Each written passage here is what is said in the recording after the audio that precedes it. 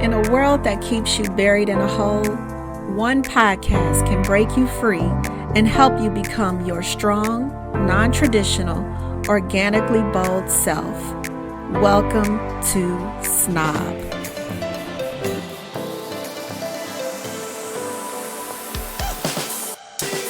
Let me say that again. Just because I was doing all the things that classified me as a Christian, walking that life as a Christian, did not mean that I had a relationship with God. Hey family, welcome back to another Tuesday Chat sit down video, first podcast episode. We are going to be sitting down and chatting about religion and God and all of that good stuff. So if you are interested in chatting with me about religion and God and all the heavy fun stuff, then stick around. But before we jump in, if you are new here, hello, hi, welcome. My name is Tanyelle and I am the non-traditional mommy. And this is my venture into the podcast world. On my YouTube channel, I do Tuesday chats where I sit and chat about whatever is placed on my heart and different topics. And so I wanted to branch that out into a podcast. And so that is what we are doing. I would love for you to join along for the journey by hitting the subscribe button, liking this, whatever you do on the podcast side. Y'all, I'm still learning. So be sure to subscribe, like, and all the things. To the rest of my family, you guys are the MVPs. Thank you for joining along on this journey and being here. I love you guys. Thanks for hanging in there with me. All right, so I want to talk about religion and Christianity. I did a video a while back, 3 reasons I'm no longer a Christian. I'll leave it linked for you if you have not seen that video. And that video has by far been one of my most viewed videos. I have gotten tons of comments, like over 500 comments on that video. And so I wanted to sit down and chat some more about that particular topic, because a lot of the comments were interesting. And a lot of them were, thank you. I'm looking for my village. I feel so alone. I'm currently on that same journey. And so I felt like, you know what? I want to sit down and talk a little bit more about it and address some of the comments that I got on that video. So that is what we're going to do, you guys. We're going to talk about it, get a little bit more deeper into being religious and God. The first thing I want to do is put a disclaimer out there. This is probably not for you. If you are here to be judgmental, this is probably not going to be for you. If you are a Christian that is here trying to get an understanding, trying to understand where other people fall and what other people believe and how they believe that or why they believe that, and just really truly get an understanding to maybe better equip yourself on how to be more like Jesus, then this is for you. Stick around. We want you here. For those of you who are here to remind me that I'm going to hell, I mean, sure, stick around as well, but it's probably not the video for you. So anyway, just wanted to get that little short disclaimer out there. I want to first start by saying I do not feel like religion and God go hand in hand. I don't believe that those two things are the same. I personally feel they can exist separately. You can have a person that is highly religious and don't have God anywhere in their life. They're doing all the religious rituals, but they're not exemplifying God at all. You can have a person that believes in God, but is not religious. They're not doing any of the religious rituals, any of those things, but they strongly believe that there is a God and they live their life as righteously as possible. You can have people that live two separate walks in life. The two don't have to coexist, in my personal opinion. So, with that being said, let's talk about some of the main topics that I got and main things that were in the comments.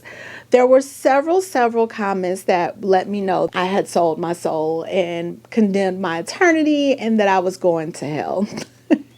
I can't help but to laugh because it was like, okay, so I'm glad everybody has a hell to put somebody in. I find that so interesting that so often religions likes to condemn people to hell. Like that is their go-to, is to send someone to hell.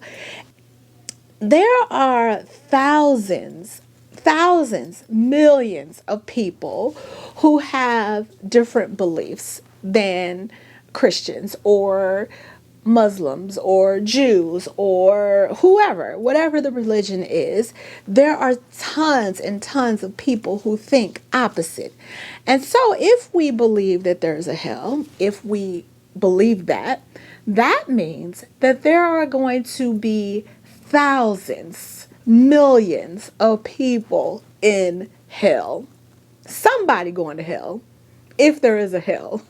Somebody's wrong.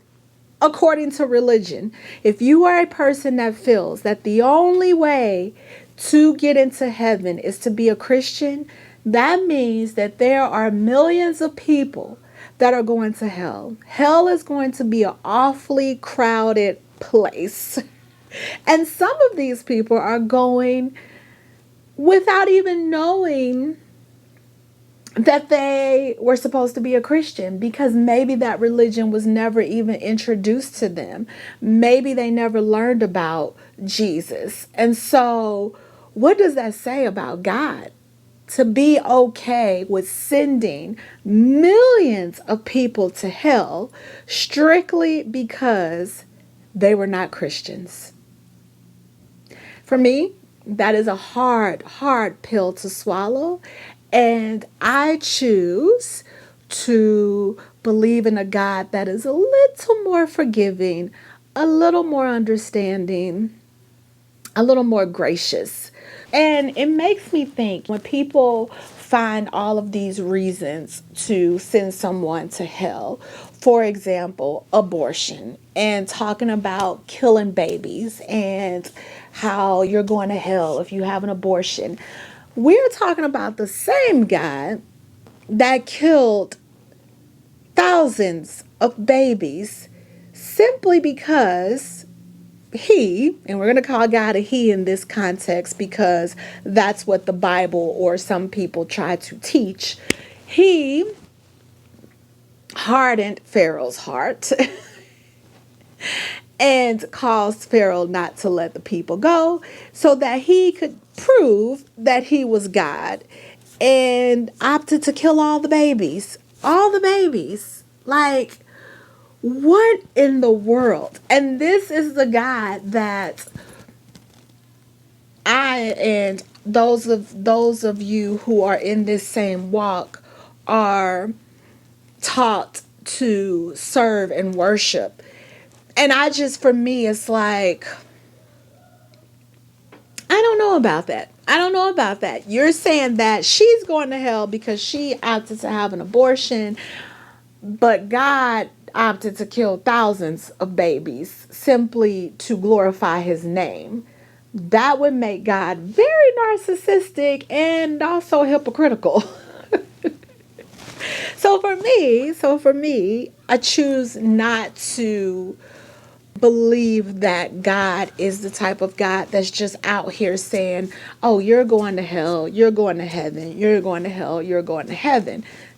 I do appreciate your concern for my soul and my eternity.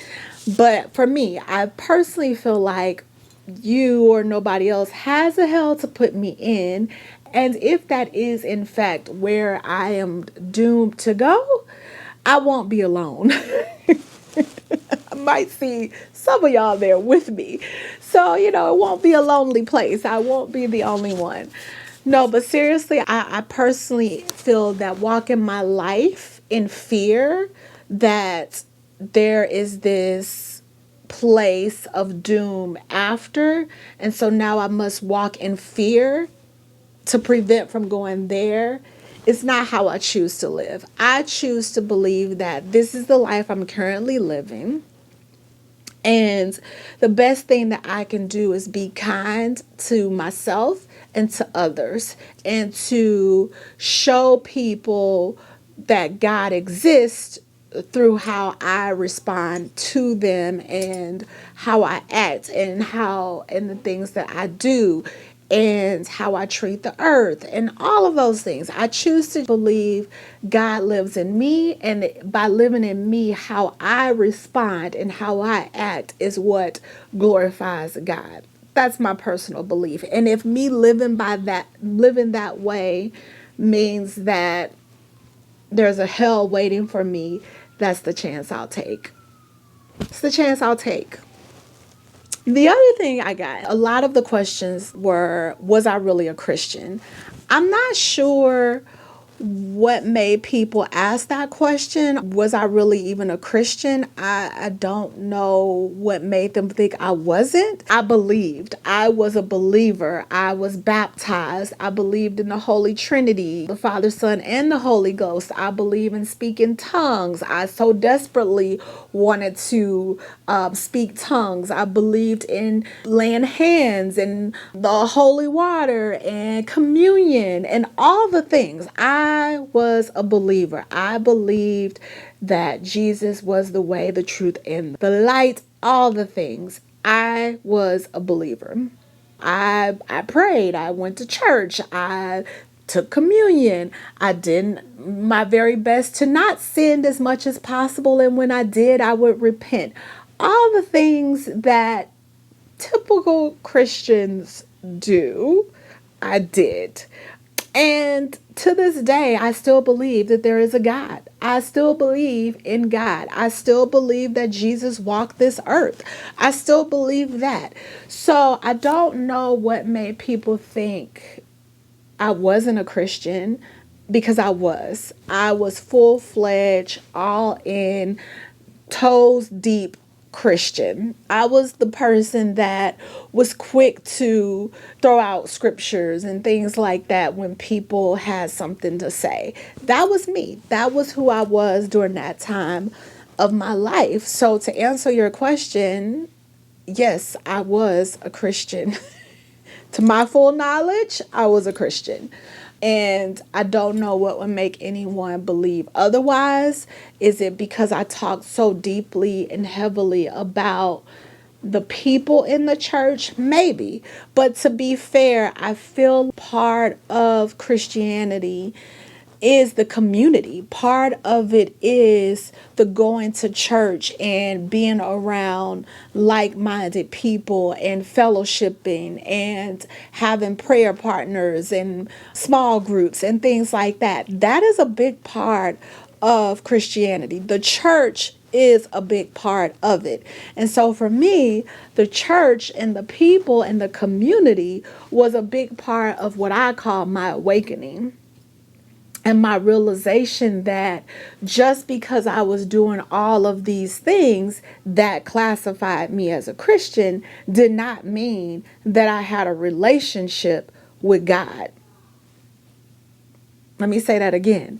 Just because I was doing all the things that classified me as a Christian, walking that life as a Christian, did not mean that I had a relationship with God. That was my awakening. Long story short, yes, I was a Christian. Yes, I was a real Christian. I didn't know there was fake ones and real ones, but I was a Christian. Yes, I was.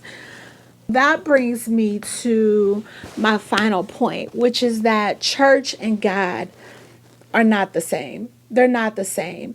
Church to me, and Jesus even says it in the Bible, where there's two or more gathered in my name, that's a church. So church for me can be two people who are sharing like-mindedness, who are on the same journey, gathering together and discussing God, discussing the relationship with God, growing a stronger bond and connection to God. That to me can be church. It doesn't have to be this place where hundreds or thousands of people go to listen to a pastor in the pulpit preach to you. Doesn't have to always be that. That doesn't always define what church is. So that's number one. I believe in community, and community can look several different ways for different people. Everybody's community is not going to look the same. I feel like my family, my small community here on YouTube is a community. And for those who have commented on that video saying that they felt alone and that they are in search of community, or that they are on this same journey, this same walk, finding more people like them or like myself and creating a little community. That's community. So it doesn't have to be, again, this place that you go to and there's this one person figure that is giving you all of this information and in a way is standing as a gap between you and God.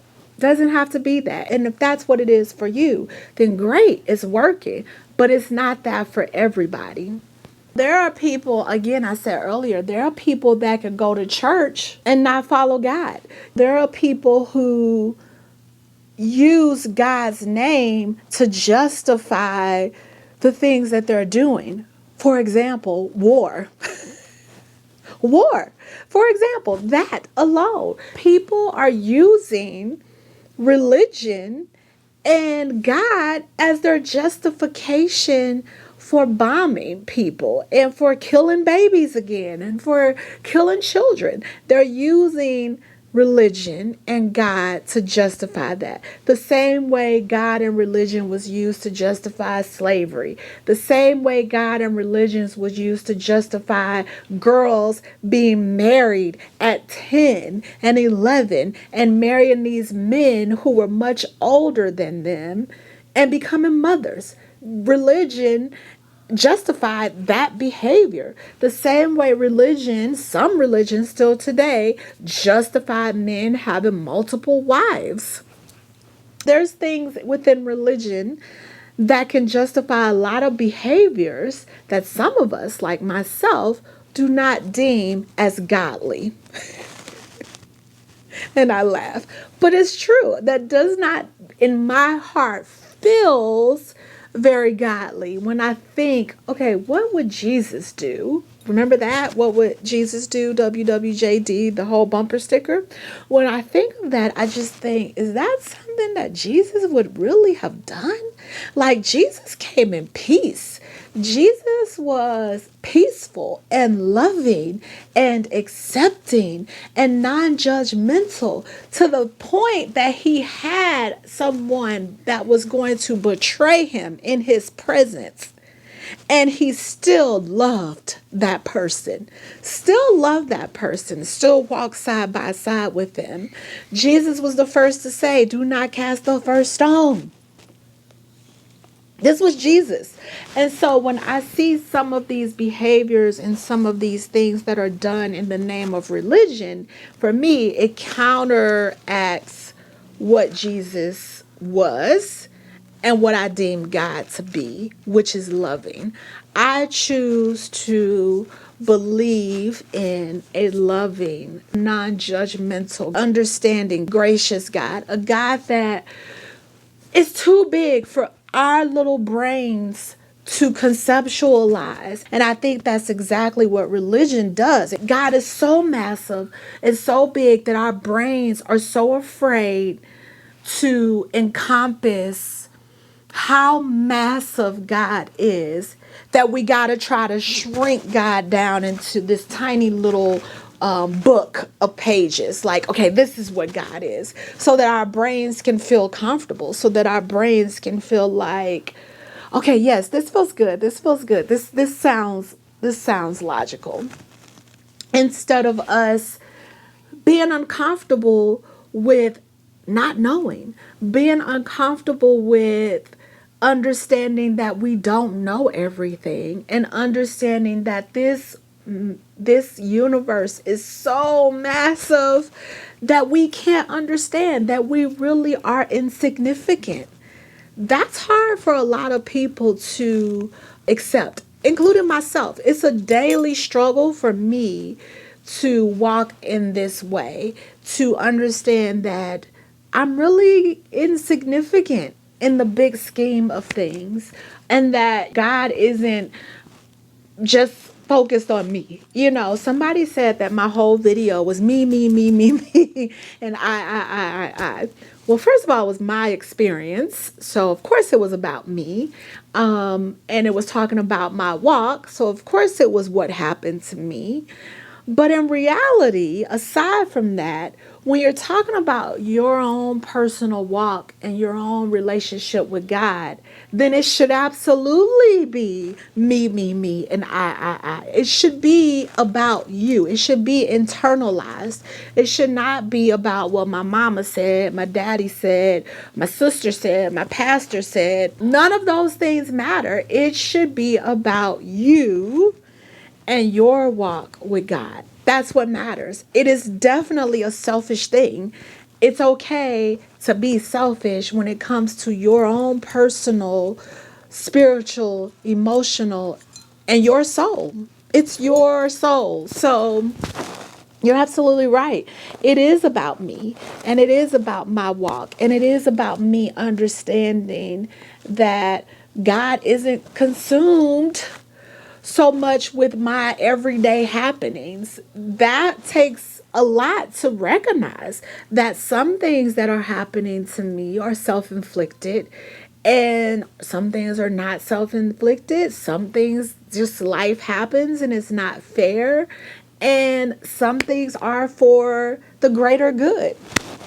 All of those things. It's not meant for me to understand it all. But what it is meant for me to do is to follow the very, very, very basic rule, law, commandment that God gave us. And that is, do unto others as you would have them do unto you. That's it. That's it. If we all just did that one thing, what a wonderful world this would be. You don't want somebody to steal from you, so you're not going to steal from them. You don't want somebody lying to you, so you're not going to lie to them. You don't want somebody to cheat on you, so you're not going to cheat on them. You want people to love you, so you're going to love people. You don't want somebody judging you for the things you do behind closed doors, so you shouldn't judge people for the things you see in front of doors. Simple. It is very simple. I truly feel that that is the commandment that God has given me personally. And it is my goal and my duty in this life and my purpose to walk that path as much as possible. It is just to treat people the way that I want to be treated, and to treat my body the same way, and to treat the earth the same way. Treat things well and good and love them. And that's it. That's it. Cause no harm. Do no harm. That's it. That is all that I can do in my little bubble over here. And I'm doing that to my best ability. And I hope and I pray that at the end of the day and at the end of it all, that God will say, well done, my child. And that if there is a hell to go to, that I won't end up there just because I opted not to practice religion, but because I lived my life the way that God instructed me to do.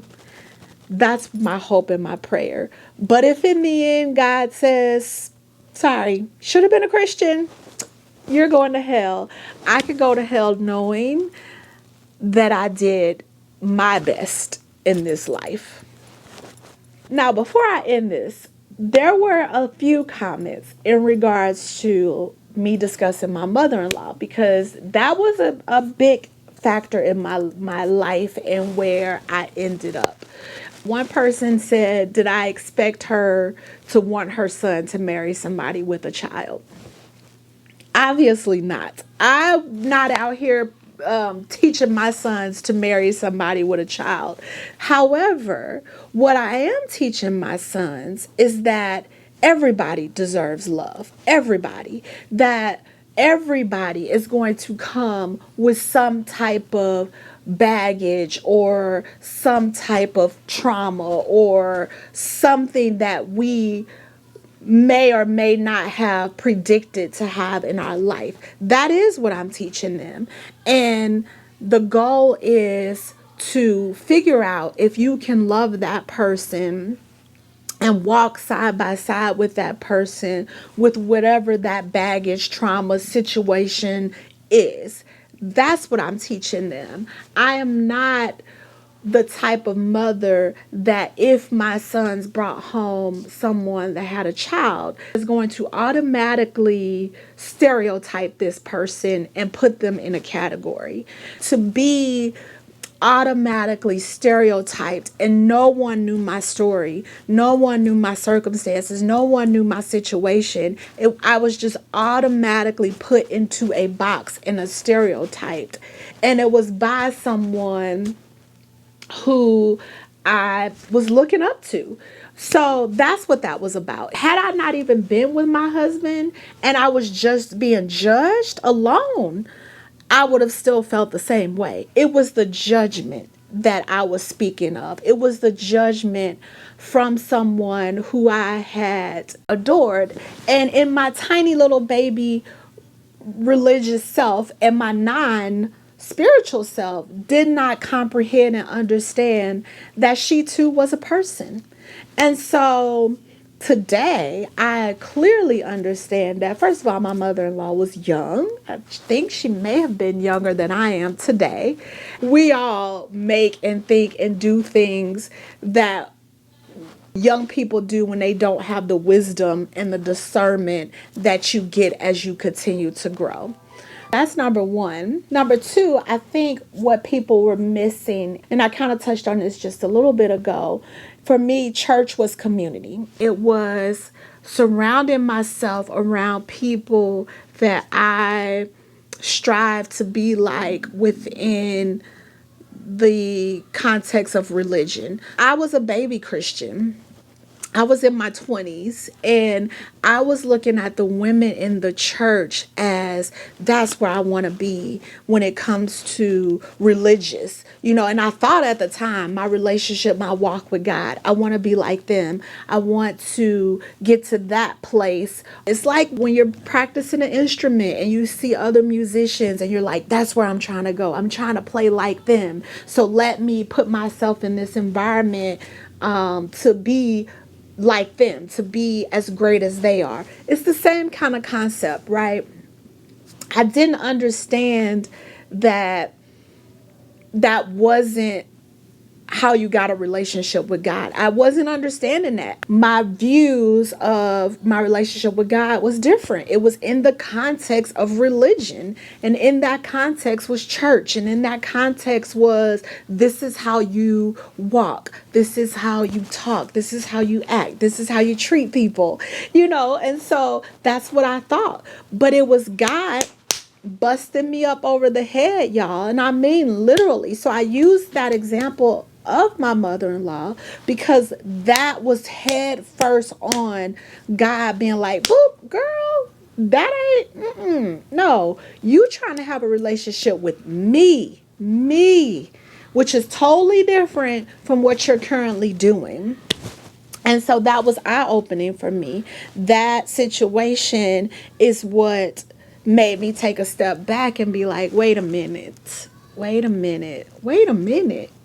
and started asking more questions. That's exactly what it did. So just to clarify that, I was not saying in any way, shape, form, or fashion that she was a bad person or that I expected her to just be okay with her son marrying whoever. Not what I was saying. But what I was saying is that the judgment was detrimental for me at that time, but was also a learning lesson for me. It was. Take it however you want to take it. It was the judgment piece. To bring this all together and sum this up, if you're here because you are on this walk of trying to figure it out, trying to understand religion and relationships with God, then I want you to know you have a community. You're not alone. It could feel like that, especially in the world we're in, because we are outnumbered by religion. We are. People want to belong. People want to feel like they belong to something. No one wants to feel alone and like an outsider. People want to be a part of a group. I mean, it's how we survived as species. It's how we survived as the human race, is by being a part of a group. When you're not, you become vulnerable, right? So I want you to know that you're not alone on your walk, that there are several others who are also on this similar walk, and your path might lead you one way or it might lead you another way. But right now, you're not alone. Stay the course. Continue to talk to God. Continue to have that alone time, that me time, that selfish time with God. And trust the process. Trust that you are going to end up exactly where God wants you to end up. And if that is in a certain type of religion, then that's in a certain type of religion. If that is not in a certain type of religion, then that's not in a certain type of religion. So trust the process and don't feel too alone, even though it does feel lonely. And for those of you who are religious and who are part of a religion, I can assure you that if your goal is to save souls, let me look deep into your eyes if you're watching this, and listen to my voice if you're listening. If your goal is to save souls, you are not going to do that by condemning people to hell. You are not going to do that by judging people for where they currently are. You're not going to do that by throwing out scriptures and scriptures and scriptures and scriptures to people who are explaining where they currently are. These are not the ways that you save souls. What you can do is you can sit with that person where they are. You can sit with them and you can listen and you can hear what they're saying. You can hear their souls, hear their cries, and sit with them in that space, in that place, and be that listening ear of comfort and understanding. And you can ask them, what is it that you need? That's what you can do. And you can try to provide that need. If they are needing more understanding, more education, more clues, more information, whatever, then you can try to provide that, or you can direct them to the resources that can provide that. You can encourage them to continue along their walk because you have faith of a mustard seed that God will not abandon his child that is seeking wisdom. God will not abandon you if you are seeking wisdom. So you can have that faith of a mustard seed. You can pray for them in your private time because you are truly concerned about their souls. So you can pray. You know that song, I Had a Praying Grandmother? You can be that praying grandmother and just pray that God continues to show them the light, the truth, the way. These are the things that you can do if you want to truly save their souls. But if you just want to be out here condemning people and putting people in a hell that you don't have to put them in, then continue on the path that you're on. You're doing it all right. You won't be saving those souls that way. And that's all I got for you guys. I want to thank y'all for being here for this very first podcast episode, this Tuesday chat. Again, if you have not subscribed, be sure to subscribe. Give me a thumbs up, like the video, or a thumbs down if you didn't like it. That's okay too. We're all entitled to our feelings. So either way helps the channel. So make sure to do that. And leave a comment down below if you are currently on this walk in this journey, so others who are on this walk and journey know that they have a community and that they are not alone, that there are several others who are on this walk and on this journey. Thank y'all for being here, and I will see y'all in the next one. Bye.